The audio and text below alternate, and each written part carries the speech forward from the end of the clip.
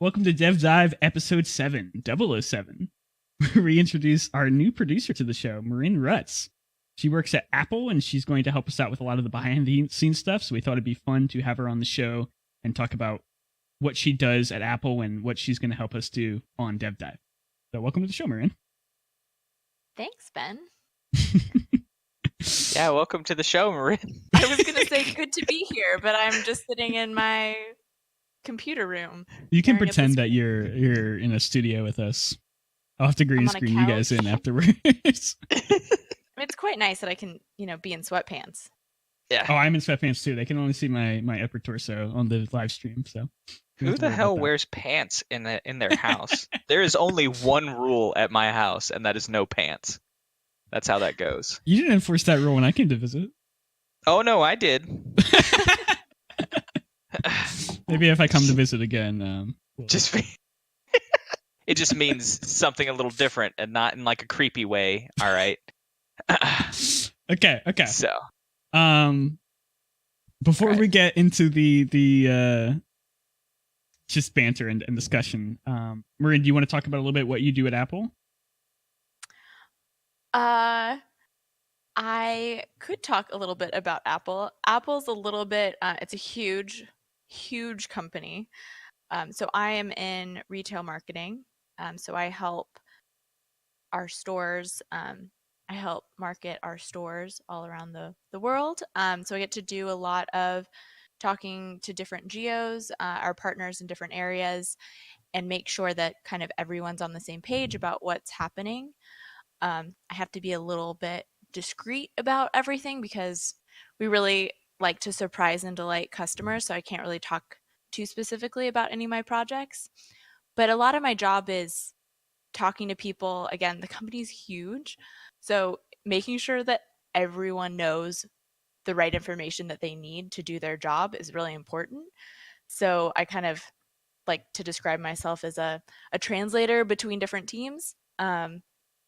And that's a lot of people local in Cupertino and then across the globe. So it's great. I get to talk to people for a living. Nice. Okay. So Marin actually is a friend of ours from our League of Legends group, but she actually started listening to the podcast a couple weeks ago, and she obviously liked it enough to decide that she wanted to help us out. So she's going to help us out with some of the behind the scenes. I was very forceful about making you guys take me on and let me do something. No, we need all the help we can get. Larry had a choice. This is a very ramshackle group of people, I guess. It's a group now. It's not just me and Larry anymore. Slowly. It's a group now. It is slowly becoming a group, yeah. It was very. You've seen that meme, right? Where it's like, "Hey, I made this," and then you're like, "You made this?" Yeah, and then walks away. I made this. It's kind of like it was with Marin. It was very much like, "Hey, Marin, you want to be on the podcast?" Yeah, I'd like to be on my podcast. I'm like, "Oh, damn. Okay, yeah, sure." She forced me to add a credit for her after the show. There's only one credit. It's just her in every single role. Co-host Marin. Producer, Marin. Executive producer. I have literally done nothing to help you guys, but I'm going to be on the credits. No, I would say that you have done a lot to help us because that segues really well into our left-handedness talk. That actually doesn't at all. I'm just teasing. But no, just to use the opportunity, we are still, trying to figure out the whole podcast thing, what the format is. We have the purpose of what we're trying to achieve and our goals. It's just more about trying to get there now. Marin has come up with a lot of really good ideas to help Ben and myself. Oh yeah, I got to be a critic. That's my job so far. I listened to a bunch of episodes and then wrote down notes and told you guys all the shit you did wrong. Hey, it's good to get outsider perspective. Well, not outsider perspective anymore, but it was at the time. It is important. Oh, I was gonna say this at the end, but sorry, I lost my train of thought. But I was gonna say this at the end, but we'll do it now. I've asked a couple people, like, "Hey, what do you think?" They're like, "Yeah, it's good. It's a podcast. It's and I'm like, that's nice, thank you." But constructive criticism, right? We really want to make sure that this is something that people, one, enjoy listening to, and two, more importantly, find useful. So You hit us up on Twitter. We're on the YouTube channels. We do check. So if you have some constructive criticism, even if it's just, I think what you're talking about is stupid, and here is Oh why. boy, we're gonna get a lot of that this week. Dude, I mean, I'm just saying, like, as long as it's constructive, you can criticize anything, even Ben's haircut. I love you, Ben, but I need a new haircut. Yeah. And so I got this haircut. I had this haircut where the lady who gave me the haircut, she says, "What product do you use in your hair?" I'm like, I don't. She's like, "Well, you should start using this." And she like just without asking, she just sprayed it in my hair and she did all the hair stuff, and it looked good. And then I'm just like, I'm not gonna spend this much effort putting. Sorry, I liked your old haircut. I'm not gonna lie, I like you a little shaggy. It grows very quickly. I have the fastest growing hair in my family. So give it a couple weeks and we'll get there again. Gotcha. Okay. Anyway, to transition into off-topic discussions again. That's right. Left-handed versus right-handed. This is not what the podcast is about, or at least this episode. It was just kind of something funny we started talking about. So what was it's the original sort of question? Yeah, it's sort of like a I don't know if this is an urban legend or an old wives' tale. It's sort of just ingrained in culture at this point where and I don't know if there's any scientific data to back this up, but anecdotally, it seems as if more people who are left-handed have that creative flair, that artistic flair, and more people who are right-handed have that mathematical or analytical flair. But the problem with our discussion is that nobody actually here is left-handed. We're all right-handed. I can tell you that I am not creative and not an artist, and I'm right-handed. So me too. That's okay. So we're getting somewhere. I'm right-handed. I'm very uncreative and very unartistic. And hey, Larry's artist, here, and right? he's kind of.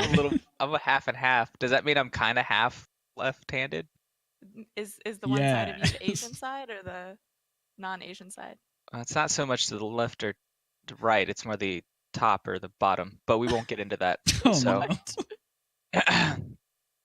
See, there you go. I do use my left hand for certain things, like cooking or things like that. I'll use my left hand. I was so an experiment that you can do to see how right-handed / left-handed you are is try to do some sort of menial task with your non-dominant hand, like try to write your name with your left hand, or try to use a mouse with your left hand. Oh Lord. This is not going well. And you can see obviously you'd have to get a different mouse to do a left-handed.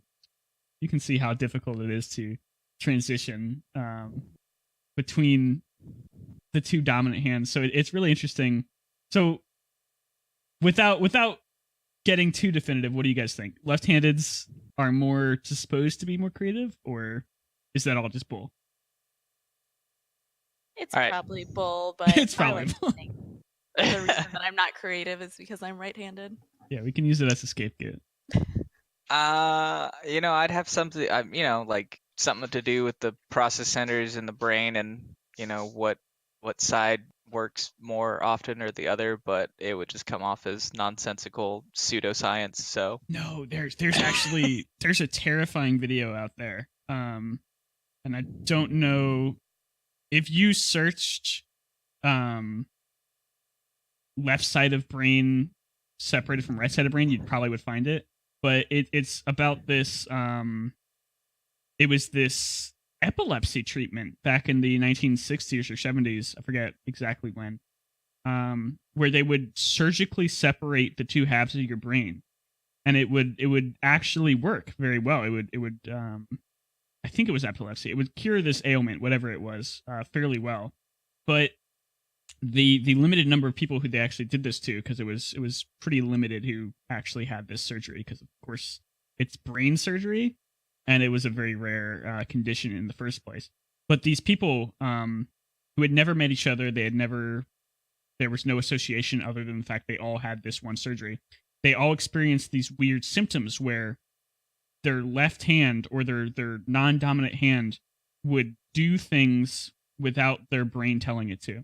Like if they were going to choose an outfit in the morning, their other hand would like knock the one hand away and try to like get a different one, or if they were going to pick something up, you could subliminally like tell them to pick something up, and their other hand would pick it up without them realizing it. Like if you showed the right eye a picture of a box, the left hand would go and pick up that box without the person even realizing that they saw that. And it's very odd. It's very disturbing stuff.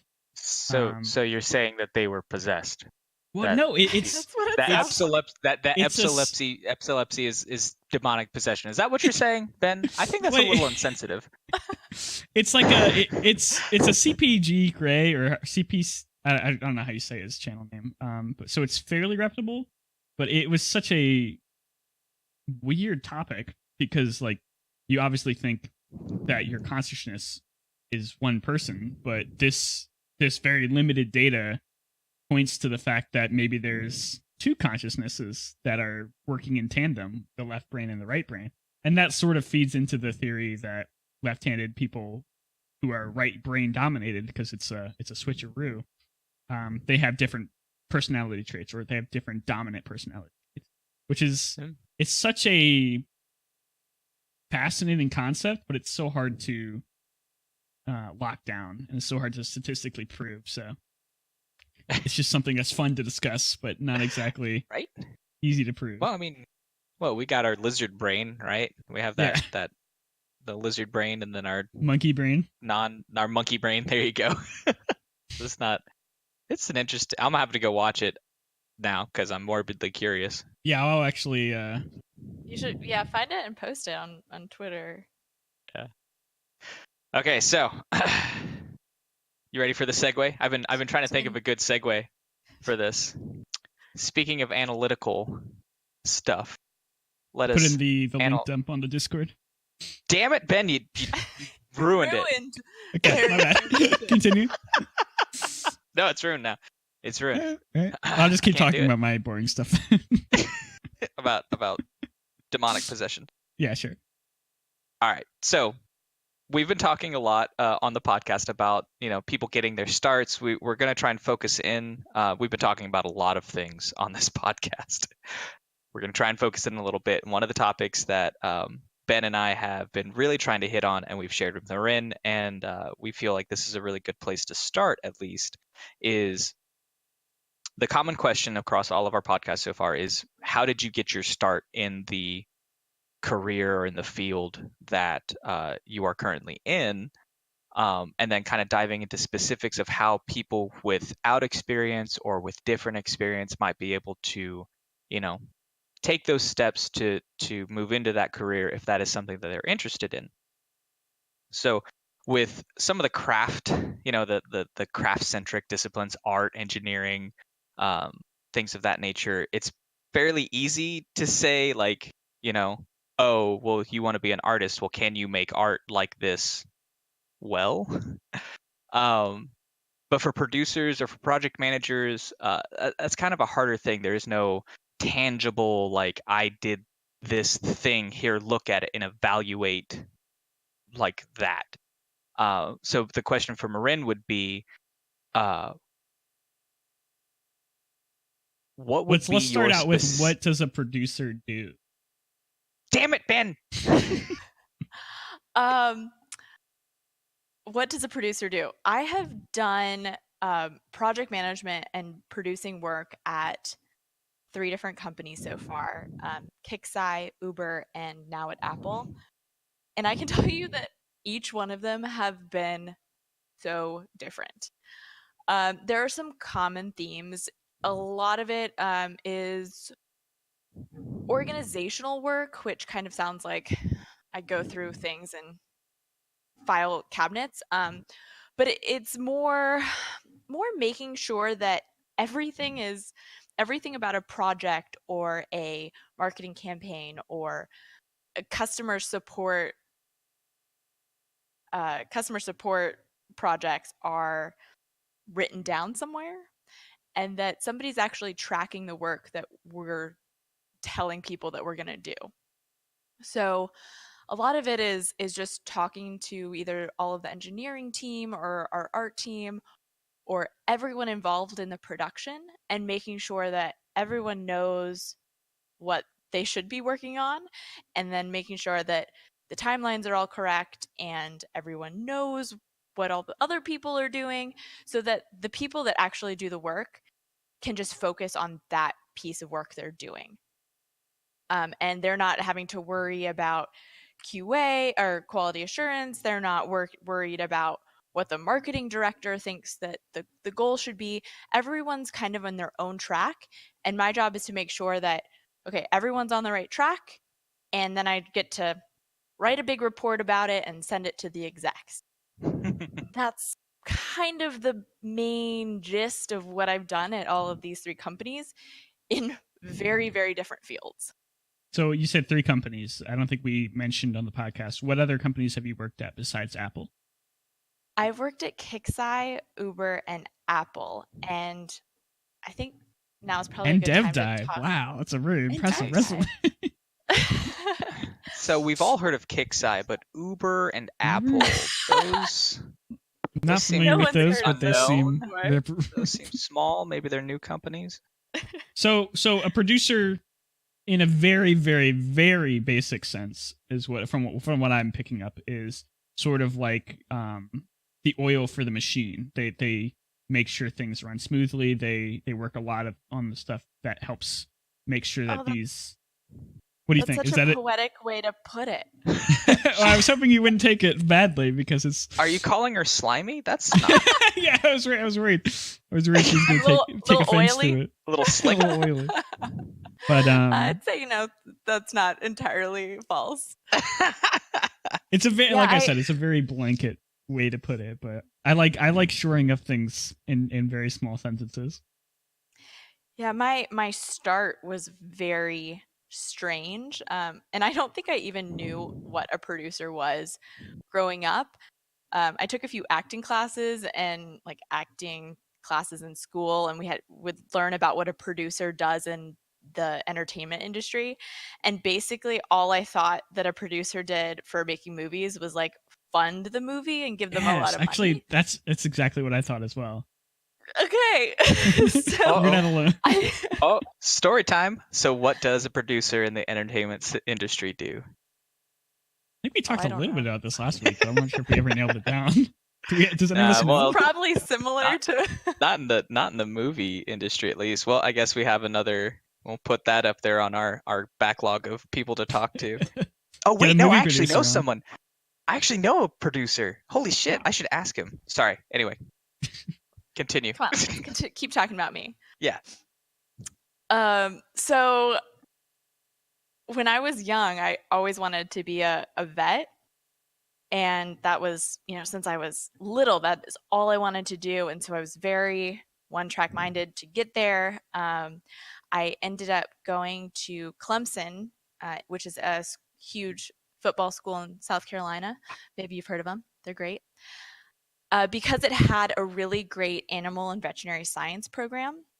Clemson's kind of in the middle of kind of nowhere. It's just surrounded by farms, and it's kind of its own little college town. But the great thing about Clemson was because it was surrounded by farms, we got a lot of on-hands experience.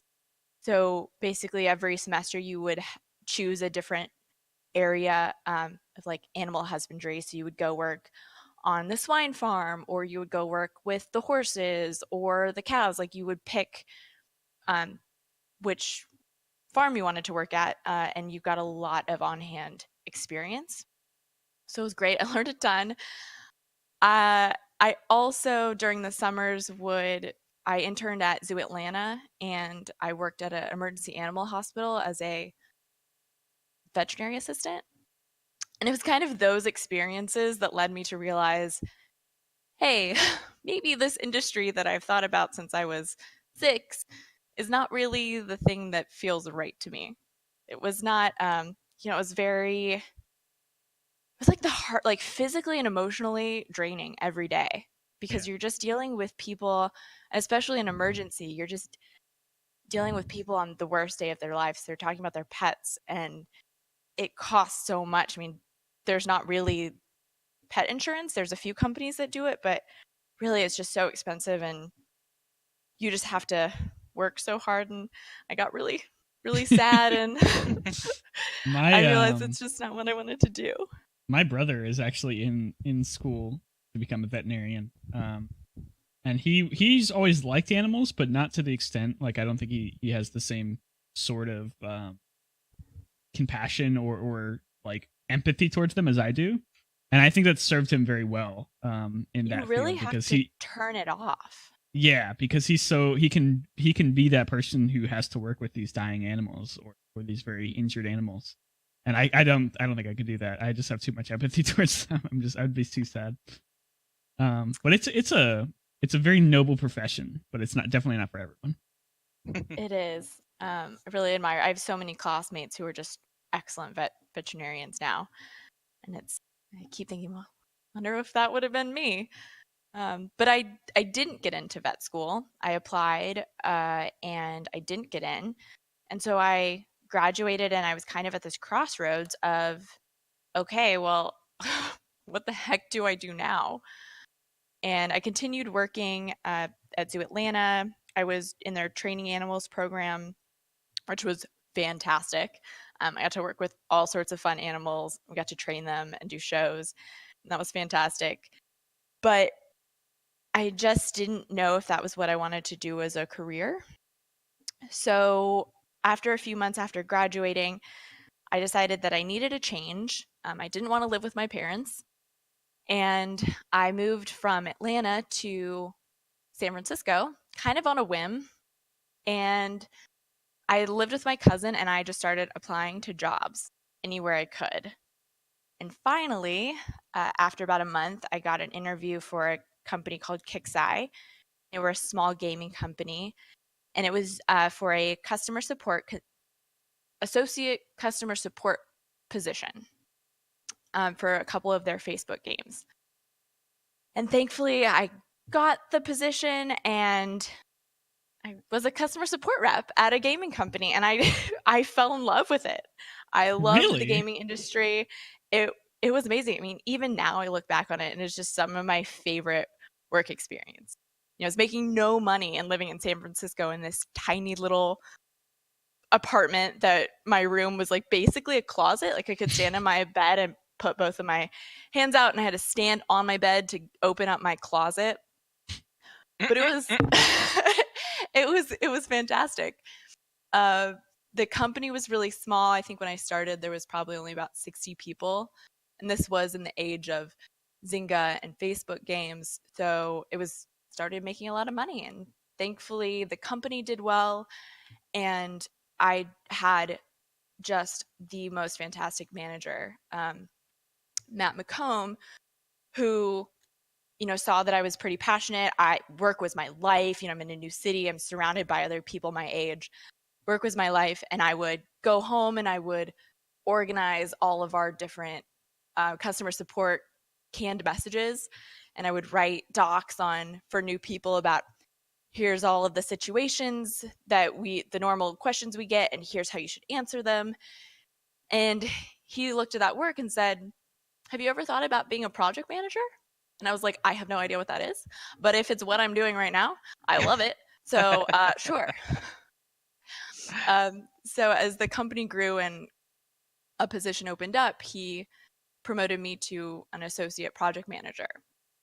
And that's when I got to meet with other project managers in the company. And once a week, we would have this big project manager meeting that was basically just like a bitch sesh about all the project managers being like, my team is crazy.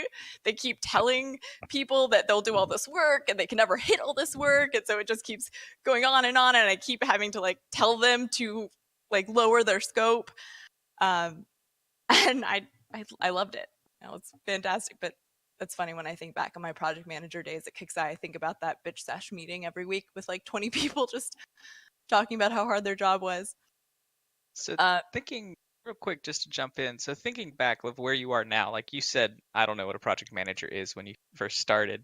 And obviously you have had a couple years in experience. Looking back at your first like year as an associate project manager with Kixeye, what would be like your big realization working in that position? Like, What was one of those things you went like, oh, so that's why they do that? My biggest realization was you can never communicate enough. Especially, and this probably goes back especially to engineers and in the gaming industry, you can never ever communicate enough. You can just like over tell people stuff because it's amazing how often you think that you've told somebody something or told the right people and you realize, oh shit, I forgot this team or I forgot somebody or somebody's not doing the right thing. It can be annoying, but in the end, I don't think anyone's ever been like, I've heard this so many times and I don't know what I'm doing. You know, everyone always likes to know what's going on. You hear the cliche a little bit, especially in corporate worlds where it's like, oh, we have so many useless meetings we go to. But in my limited experience, I've been in a few situations where there's just there's no meetings. There's nobody wants to do anything. They can put an email out or they talk on Slack. But those weekly, if you can organize at least one weekly meeting, that it doesn't even have to be a specific topic. Like it doesn't have to be a weekly meeting to discuss this. It can just be a weekly meeting. It's so much easier to keep everyone on the same page and keep everyone motivated and working on something, especially if you're working in something more of like a less professional environment. If you're working on like a startup or a small, I hesitate to even call them company, but some sort of small project that you and your friends or you and your coworkers are working on, it's so much easier to keep everyone motivated, especially if you have a project manager. But most people at that stage don't have project managers because they themselves aren't skilled enough to realize how important that role is. And when you're they don't want to hire small. and you don't want to hire just one specific person to do that sort of role. So but yeah, project management is like the most important thing that people don't realize. We're silent warriors. Or not so silent warriors. That's one of the big things I noticed at Apple was how much people would get on the phone and just call somebody, which was just their for iPhone? Me, you know, yes, their iPhone. But it was strange from Kixeye and Uber, which were very, very young companies, and everyone who worked there was also very young. Everyone texts and emails, and nobody really calls anyone. And that was a big takeaway I've taken from Apple is it is so much easier to just pick up the phone and call somebody and talk about it for 5 minutes than try to write an email, which is going to take me 30 minutes to compose. And or set up a meeting, which is then like 3 days down the line because everyone's so busy. And that's one of the best things, you know, it's crazy. One of my big takeaways at Apple is just pick up the phone and call somebody. It doesn't take that much. And it's so much easier. I'm a little younger than you guys, but my generation, and I don't know how much it extends into your generation, but we're just terrified of the telephone. So terrified. we I hate was it. like, when my boss was like, you should just call them up right now. And I'm like, call? This is not gonna be weird. No, who calls? It's just and it's become a sort of phenomenon because people grew up, especially my generation, but people around my age grew up texting and they grew up instant messaging to the point where they don't want to call anyone. They don't want to call their parents. They don't want to call their business associates. They'd rather just do a short text. And there's a lot of things that work better in that format, but there's also a lot of things that don't work very well in that format. Heated discussions work very poorly over text.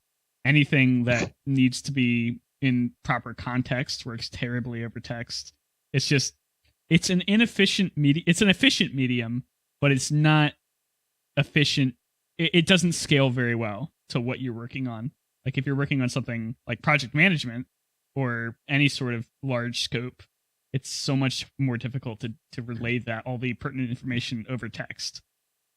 Even if you do get to mull it over a little bit longer. I was really tempted to send you a text, Ben, right now. Be like, you're dumb. Yeah, it's something, but it wouldn't make sense. It wouldn't be as funny. I'd have to show the podcast.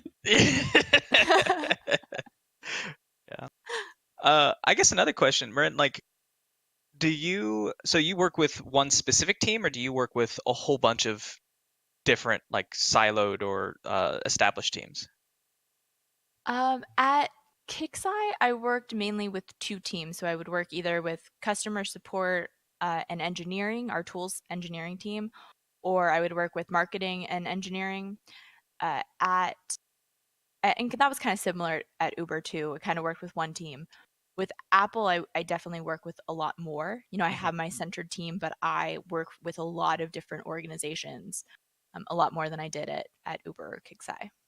Do you do you, I'm trying to think of how best to phrase this question, but what I'm trying to ask, uh, do you ever have to work with another project manager, like, say, across, like, across the campus or across the way, or maybe even multiple project managers, where, like, teams have to kind of team up? How do you have to do that, or have you had to do that? And All, what's the big difference between having your own team versus having to work with other project managers? all the time. At Apple, most of the people I talk to are product managers or other producers and project managers. That is kind of almost want to say easier. It's just different. We're kind of all on the same page with we know the information that we need to get from the meeting. So it can be a little simpler sometimes to kind of get to the point. But at Uber, when I was the project manager for one team in particular, and I worked a lot more with the engineers. That was nicer because I think we got a little closer. You know, you're working with the same people over and over again, and so you kind of get in this rhythm of you know each other, you know your personalities. That can be good and bad because in some ways it can kind of hinder work. But I don't know where I'm going with this. It's There's on just one a different hand, dynamic, right? it's different, and there's great things about both and downfalls to both. Gotcha. So how long Okay. did you work at Kixeye and Uber, and how long have you worked at Apple? I don't think we broached that. I've worked for Kixeye and Uber for 3 years, almost to the day. 3 years each? 3 years each. Mm-hmm. And then Apple, I've been there about a year. And one of my old directors she switched jobs about every 3 years, and she just liked getting the experience from different companies. And so that had a little bit to do with it. There was also just changes in management or direction at those turning points that kind of made me think, you know what, I've been here 3 years, I've gotten a lot of great experience. Maybe it's time to see something new and learn something else new. I never want to get stuck.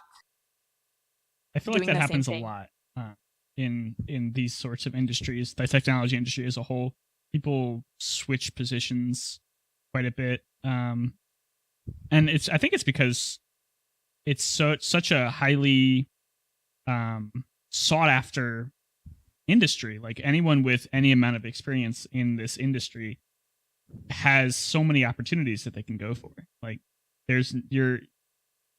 you'll have difficulty finding a job, but you also have people offering you other positions at other companies, or at least from what I've heard, all the time. You'll have offers coming in from recruiters, from headhunters, from other managers at other places, other businesses, and you have that option. Whereas in some of the more traditional fields, I feel like that doesn't happen quite as often. Like, you don't have people busting down your door trying to offer you money. They're just, you have to Uber go searching definitely, a little more. It opened those doors for me. Kixeye, you know, I was only 3 years out in the industry, so I wasn't getting too many headhunters. But I worked for a manager, or we worked on a project together at Kixeye, and he ended up going to Uber and was leading IT at Uber. And a few months in, he sent me a message and was like, "Hey, I need a project manager. loved working with you. Would you be interested?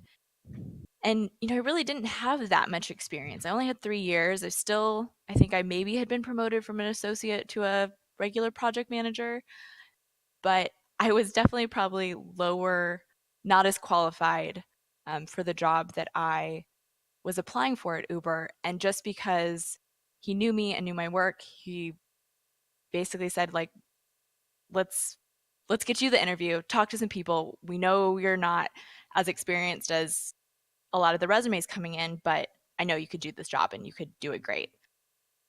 And that sort of folds into a few of the things we got into last week. Last week we had an episode where it was just me and Larry, and we were talking a lot about how he got into the industry and how other people could get into the industry as a whole, not just gaming, but just any sort of career path.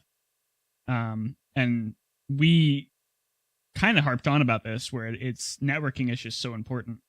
And it's incredibly important. It's just it's very hard to overstate like how much of an impact like knowing the right person and having them think of you as a good candidate for any position. It's like it's not just knowing people and being friends with them, it's them knowing that you can do that job well. Because people being friends with you is only part of the way. Like they have to know that, because it's if they put out a good word for you, they're partially responsible for how you do, at least for the first few months or the first few years at that position. Definitely. So they don't want to recommend somebody who obviously is not going to do a good job. They want somebody good. So if you have those two parts, you know people and they know that you are intelligent, that you can do the job correctly, and you can learn quickly, or you can learn well, and that's some of the more important ways to network and why networking is so important. Anyway, Definitely. Did I cut you off? My bad if I did. Sometimes I get a little overzealous. I don't think so. I think that was the interview that got me into Uber, and that really just helped open up a lot of doors. Just working at a company that went through all that growth. I was there relatively early, not early enough to get be one of these millionaires that's going to come out of the IPO No stock this options? year. I have some stock, so knock on wood. Let's definitely not going to be a millionaire, but hopefully it'll help a little bit living in the Bay Area. So how'd you transition from Uber to Apple? Uber had gotten pretty big, and I kept working on projects at Uber, and at the time it was kind of at the end of Travis Kalanick's reign as CEO, and there was just a lot of kind of inner turmoil in the company because you get really kind of defeated every morning when you would look at the news and it would be just somebody slamming Uber, and it just kind of got to be a little disheartening. Everyone, it seemed like, was out to get us. So that started to be a little disheartening, and then there was just a lot of inner movement with the C-level staff. And at that point, it would be you would work on a project for a few weeks and you would feel really good about it, but then the direction would change just dramatically and have to work on the next project. And it just felt like we were never putting out a really good product and there was no vision for what we were building. And so I just, at that time, an Apple recruiter had reached out to me. I was like, oh my gosh, Apple, like I can't not take this. So I called the recruiter up and I was like, I love Uber. This is great. I'm not really looking to move, but let's have the conversation. And I ended up talking to my current boss, and she was great. And I loved talking to her, and I liked kind of the vision and what people were saying about Apple. And that's kind of what got me to move, was just looking for a little bit more stability. I really wanted to work on a product that I know was going to be great, and I wanted to see a product from the start to the finish and put something out complete. And so that's kind of what I've gotten from Apple. Uber versus Apple, very different companies, just in completely different parts of their life. You know, you have Uber, which is very much a scrappy startup, versus Apple, which has been in the industry for tens of years. A long time. So it's a long time. In computer years. Yeah. And so I wanted a little change and to see what it was like. And, you know, I love it. It's great. It's very different, but I've learned so much in both places that I couldn't get anywhere else. What's like the coolest perk? Not perk, but like what? So in a lot of these sitcoms, like Silicon Valley and stuff, you see all like the silly corporate stuff that these bigger companies have, like scooters or like free bagels and that kind of stuff. Is there any of that true? And if so, what's your like favorite part about? Uber was great. I actually got way more Apple products from Uber than I have from Apple. Yeah, Uber was definitely kind of your more stereotypical Silicon Valley startup with the ping pong table, the free lunch. I was early enough that I got a really great Uber package, so I would just take Uber to work every day. My commute was like 10 minutes. It was fantastic. Yeah, we would get t-shirts. It just seemed like all the time. What else? There's probably a ton of stuff I'm missing. I mean, the perks there were great. Apple's a little bit more, you know, it's huge. So the perk is you work for Apple. Their benefits and stuff are fantastic. It's you couldn't ask anything more from what they already give you as a company. You know, it's just the difference between Uber is going to pay you a little less, but you're going to get free lunch, or you're going to work for a company that's got a 401k program. I was paid in t-shirts for the first 2 years of my game career. That is not untrue. Actually, T-shirts JD, and mouse pads. how many Gearbox t-shirts do you still have? T-shirts are the most important asset that you can get. Oh, my husband worked for Zynga, and when we were first dating, I think we were probably only 4 months in, but I was like, I have to do something about your wardrobe, because there was 100 Zynga shirts. And you know, you're talking Zynga, so it was a lot of like animated sheep and like Farmville. Like not any 25-year-old man really wants to be wearing and little cartoon sheep on their shirt. So I did a big purge. Oh, rest in peace, Zynga shirts. I have so many old t-shirts that I refuse to throw away. It's taken me a while. I finally pruned my Uber t-shirt collection to, I think, 3. Like probably my first one and then a few others, but yeah. It does. You get a little sentimental. Definitely. I have two grocery bags full of folded t-shirts from Riot that I plan on making into a quilt. Yeah. But like they're it's substantial. Really quick, I have to bounce. Dinner's ready, and I told my wife we'd be done about 20 minutes ago. So we started a little late today. Yeah, but like keep on going, guys. Again, if you have any criticisms, like I'm reading. You can tweet DevDive. You can tweet myself. Post comments wherever we're checking them. And then something we're going to try and do, hopefully I'm not stealing anyone's thunder, something we're going to try and do is maybe split up some of these conversations across a few episodes to give people time to think about questions that they would like to ask, and then we'll be able to follow up again. So I still have to discuss this with Ben and Marin, but we were talking about potentially having her come back on to address some of these questions, because there's a couple of very like pointed specific questions that we would like to kind of drill down on. But yeah, I'm very excited. I'm very excited for Marin to be helping us out with us. I have one very important question before you go. Oh no. What's for dinner? So we cooked some steak. Vivi made some mashed potatoes, and I think we fried some green beans in the steak juice. Okay, I'll be over in 20 minutes ish. Okay, we'll get some dinner. Yeah. Okay. All right, Sounds good. All right, have a Good night. Thanks for joining Night, us Larry. See ya. for the good portion of the podcast. Hope he'll be. Oh, I don't know What? if he left already, but No, are I'm still you here. on, What? on leave later? Maybe. I Important might. questions. Maybe. Good. I think Phoebe and I might be on later. We'll see. Bye. All right, now we have to carry the weight of this podcast without our fearless leader. Just the two of us? What?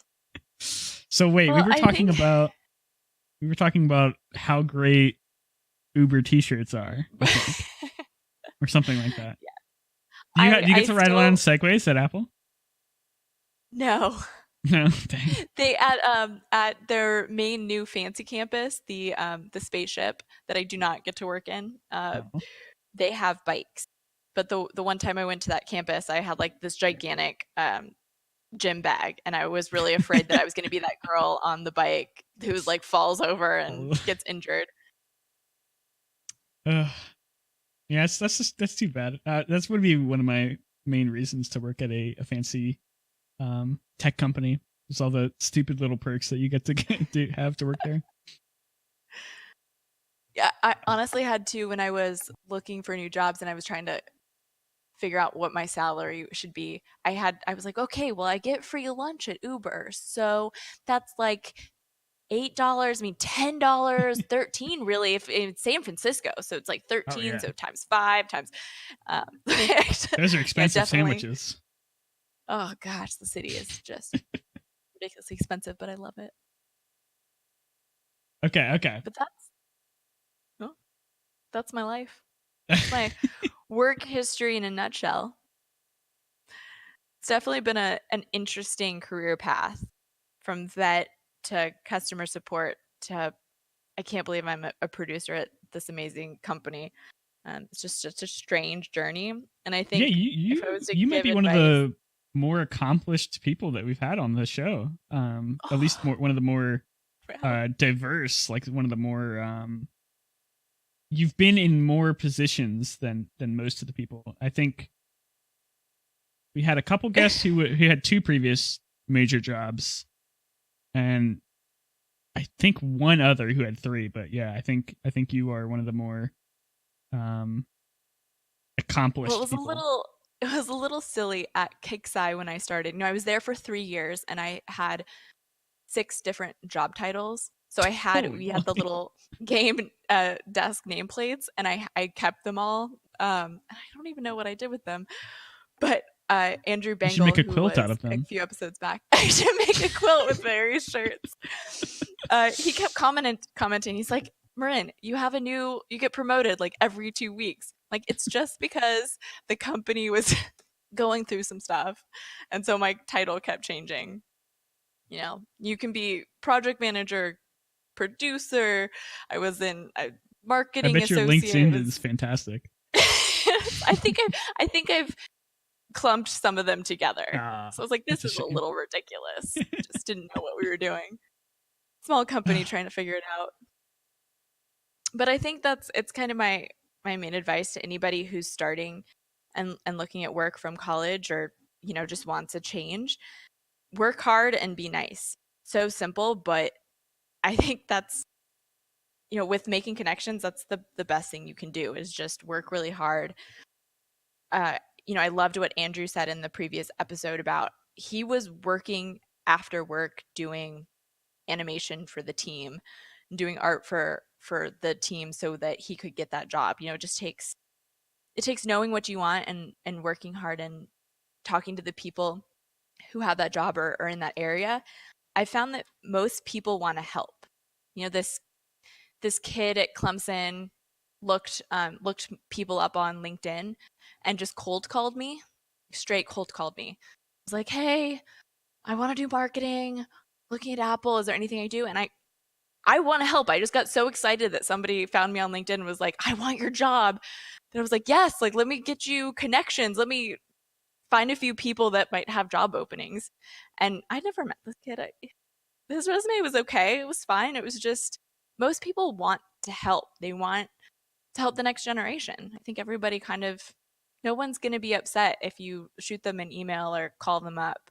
No one's going to be upset that you're wasting their time. Yeah, the third thing that's probably going to happen is that they just won't answer you. And that's really that bad. It's not. Especially if you're blanketing a large group of people with that either email or call. Maybe be a little pointed. I wouldn't recommend just a blanket email, but pick a few people and hit them up, and never know. All right. Well, we have been on for about 50 minutes. So I think that's maybe an hour. Pretty much what we've decided that is going to be the sweet spot for the main podcast. As always, we're going to have a short Q&A after the podcast if anyone in the live chat or if anyone leaves comments. We'll answer those after the show. And if you like that sort of thing, follow us at twitch.tv/Nighthawk20000. That's where we're hosting the podcast right now. And something that I did want to mention is instead of plugging all our sorts of different social medias or anything, just if you use Discord, just join discord.gg/Nighthawk. And we have a info channel in there that has all of our social medias, all of our personal Twitters, and anywhere you can listen to the podcast. So instead of plugging everything, just go to the Discord and you'll find everything you'll need in there. And you can always ask me a question there too. I'm pretty much, if I'm awake, I'm reachable on there. So once again, I just wanted to thank Marin for coming on and sharing her experience, and we're very excited to have her on the team. And hopefully she'll bring a little structure to this ramshackle three children in a trench coat of a podcast. Thanks, have a good night, everyone. And thanks, Phantom Larry. Phantom Larry. All right.